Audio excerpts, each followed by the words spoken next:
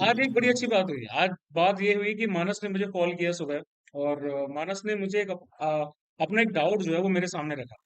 मानस ने सिंपल सी बात मुझसे कही कि सर, बात ऐसी है कि कहीं हम कुछ ज्यादा तो नहीं पढ़ रहे हैं, कहीं हम ज्यादा हार्ड तो नहीं पढ़ रहे हैं चीजें। तो मैंने कहा ऐसा तुम्हें क्यों लगा मानस? तो मानस ने कहा कि सर, बात ऐसी है कि मैं 1-2 महीने अपने पास की किसी कोचिंग में गया हूँ, सीडीएस की कोचिंग में।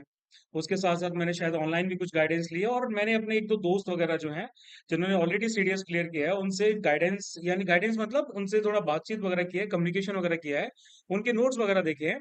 तो उनके नोट्स वगैरह देख के, बाकी सारी चीजें देख के मुझे ये लगता है कि हम लोग शायद ज्यादा पढ़ रहे हैं। तो मैंने कहा मानस देखो, आ, आपको आपने पहले वाला सीडीएस दिया था। मानस ने कहा सर हाँ, मैंने दिया था इससे पहले वाला। मैंने कहा क्या वो क्लियर हुआ? मानस ने कहा नहीं क्लियर हुआ। तो मैंने कहा मानस फिर आप कैसे अज्यूम कर रहे हो कि हम ज्यादा पढ़ रहे हैं? तो बोला क्योंकि सर मैंने वो स्टडी मटेरियल देखा है ना, जिस स्टडी मटेरियल के बेसिस पे और लोगों ने भी निकाला है। तो मैंने मानस को दो सिचुएशन दी। मैंने मानस से कहा देखो मानस, एक सिचुएशन ऐसी है जिसमें आप क्या कर रहे हो कि आप एग्जाम देने के लिए गए, जीके का क्वेश्चन पेपर आपके सामने आया, और वहां पे जो क्वेश्चंस आपने देखे, वो क्वेश्चंस देख के आप एकदम टोटली शॉक्ड हो गए। क्यों? क्योंकि आपने पहले वाले पैटर्न के हिसाब से चीजें पढ़ी थी, है ना। आपने ट्रेंड्स को आइडेंटिफाई नहीं किया, और आपने पहले वाले पैटर्न के हिसाब से चीजों को पढ़ा था। पहले वाला जो डिफिकल्टी लेवल था, आपने सोचा कि यूपीएससी वही डिफिकल्टी लेवल जो है मेंटेन करेगा, उसको लेवल अप नहीं करेगा। तो आप वही पढ़ के गए, और जब क्वेश्चंस आपके सामने आए तो क्वेश्चंस को ऑलरेडी लेवल अप हो चुका था। क्लास 11th और 12th की जो एनसीईआरटी है, वहां से काफी सारे क्वेश्चंस आ रखे थे। तो आप टोटली शॉक्ड हो गए, है ना।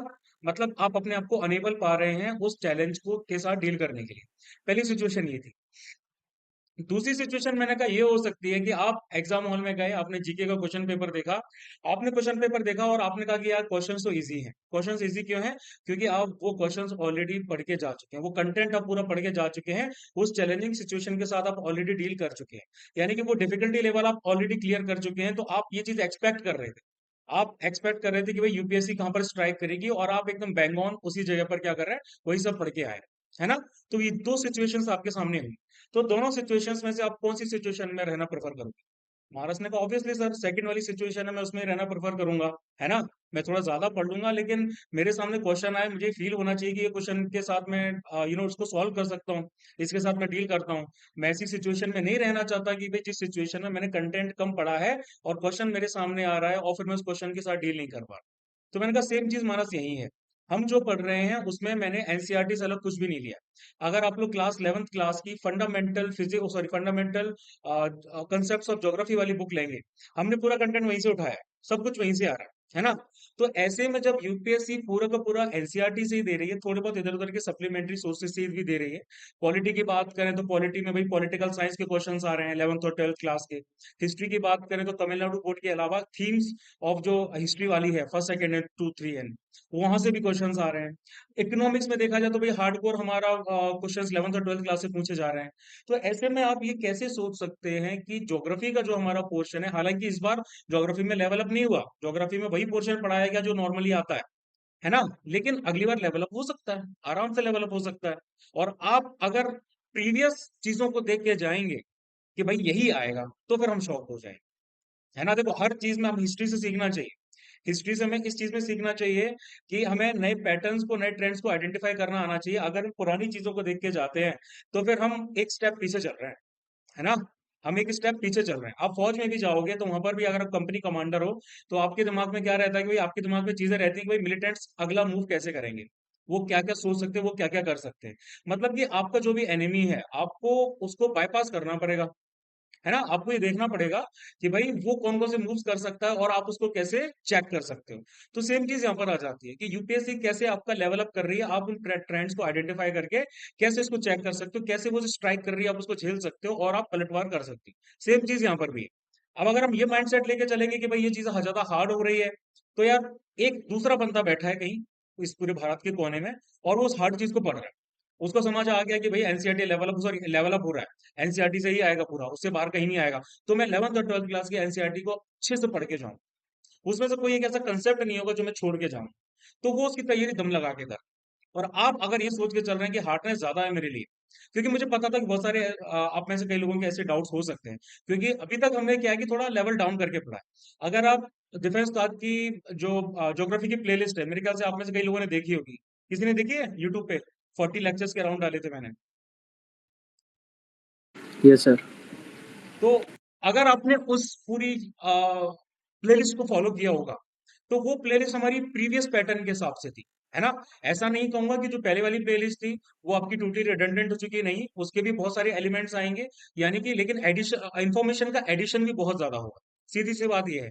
उस प्लेलिस्ट में से भी हमारे बहुत सारे क्वेश्चंस आए थे, कल्टीवेबल वेस्टलैंड वाला आया, और पता नहीं कौन कौन सा मैं भूल भी गया हूँ। ठीक है, उसमें से कम 4-5 क्वेश्चंस आए थे, ठीक है, उससे भी ज्यादा क्वेश्चंस आए थे। तो जब वहां से इतने क्वेश्चंस आ रहे हैं, तो एक पॉइंट ऑफ व्यू ये भी है कि मुझे शांत बैठ जाना चाहिए था, ये सोचते हुए कि भाई यार, मेरी प्लेलिस्ट में से, मेरे कंटेंट में से ऑलरेडी इतने सारे क्वेश्चंस आ चुके हैं, तो अब मुझे कुछ नया एडिशन कराने की जरूरत ही नहीं है, मुझे कुछ नया पढ़ाने की जरूरत ही नहीं है। क्यों? क्योंकि ऑलरेडी क्वेश्चंस आ चुके हैं, मैं एकदम चिल मोड में रहना चाहिए था, मुझे कंटेंट का एडिशन करना ही नहीं चाहिए था। लेकिन मैंने ऐसा नहीं सोचा, क्योंकि मुझे पता है कि एनसी जो यूपीएससी है वो लेवल अप कर रही है। अगर ज्योग्राफी में इस बार नहीं किया तो अगली बार पक्का करेगी। पैटर्न वही फॉलो हो रहा है जो सिविल सर्विसेज प्रीलिम्स का है, जो हमारा सीएपीएफ का है, वही सेम पैटर्न हमारा यहाँ पे भी फॉलो किया जा रहा है और आगे भी किया जाएगा। तो अगर आप लोग उस पैटर्न के हिसाब से खुद की मेहनत को नहीं बढ़ा रहे हैं, तो मतलब आप एग्जाम के लिए पॉजिटिव डायरेक्शन में नहीं जा रहे हैं, आप नेगेटिव डायरेक्शन में जा रहे हैं, आप एग्जाम क्लियर करने के लिए सीरियस नहीं है। लेकिन अगर आप एग्जाम क्लियर करने के लिए सीरियस हैं, तो फिर आप उस लेवल अप जो पैटर्न हो रहा है, जो चीजें डिफिकल्टी लेवल बढ़ रहा है, उसके हिसाब से आप पढ़ेंगे। क्योंकि देखो, जब मैंने 2015 के सेकंड टाइम से सीडीएस देना स्टार्ट किया, और 2018 के फर्स्ट या सेकंड टाइम तक मेरे सीडीएस रहे, टोटल 6 अटेम्प्ट्स रहे। उस टाइम तक कट ऑफ कम जाता था, इवन 75 तक पे कट ऑफ चला जाता था, 75, 77, 80। लेकिन उसका एक रीजन था, क्योंकि उस टाइम की जो डिफिकल्टी लेवल थी वो हमारे हिसाब से ठीक थी। हमारे पास इतने ज्यादा रिसोर्सेज नहीं थे, ऑनलाइन कोचिंग्स नहीं थी, पाथ फाइंडर हुआ करती थी। एनसीईआरटी से तो हम ना के बराबर पढ़ के जाते थे, बस पाथ फाइंडर से पढ़ के चले जाते थे, और जेएसओ की मनोहर पांडे से क्वेश्चंस करके चले जाते थे, इतने में हो जाता था, अच्छे से मेहनत करके जाते थे। लेकिन फिर धीरे धीरे धीरे क्या हुआ कि जब इंटरनेट का एक्सपेंशन हुआ, जब रिसोर्सेज मिलने स्टार्ट हुए, अब हर टेलीग्राम चैनल है, यूट्यूब है, फलाना है, ढिमाका है, सब चीजें हैं। जो गांव में बैठा बंदा है वो भी सेम चीज पढ़ रहा है, आप सिटी में बैठ के वो सेम चीज पढ़ रहे हैं, दोनों का लेवल अब जो है लेवल है सेम आ चुका है। वो मेहनत करेगा तो वो एग्जाम निकाल लेगा, सीधी सी बात है। तो इस चीज को देखते हुए आपका डिफिकल्टी लेवल बढ़ता जा रहा है, मतलब आपका कट ऑफ भी जो है वो बढ़ता जा रहा है। अगर आप इस चीज को नहीं समझेंगे, तो फिर आप बहुत बड़ी गलती करेंगे, है ना। रिसोर्सेज बढ़ते चले जा रहे हैं, तो उसके साथ साथ कट ऑफ भी बढ़ता चला जा रहा है। तो इसीलिए इसीलिए यूपीएससी भी अब थक चुकी है कि भाई पुराने क्वेश्चंस हमने बहुत दे दिए, अब हम कैसे क्वेश्चंस को ट्विस्ट करें, कैसे कंसेप्चुअल क्वेश्चंस को इंट्रोड्यूस करें, ये उनके दिमाग में चल रहा है।